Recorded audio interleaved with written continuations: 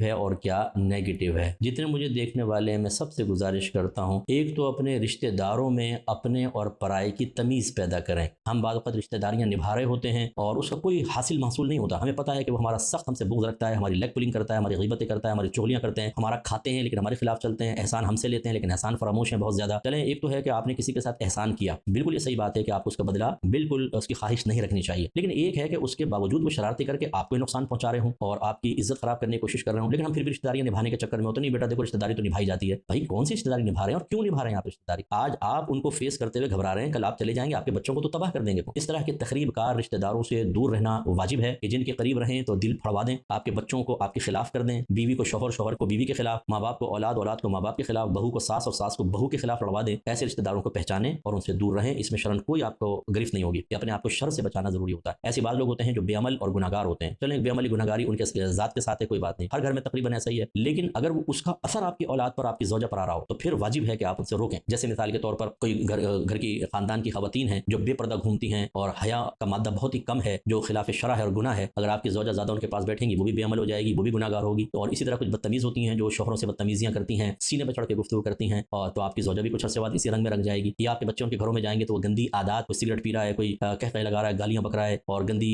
حرکتیں کر رہا ہے، یہ خراب قسم کی موویز چل رہی ہیں، مناظر چل رہے ہیں جس سے آپ کے بچے خراب ہو جائیں گے، تو ابھی سے ان کی فکر کریں، فیوچر پلاننگ ابھی سے ہونی چاہیے۔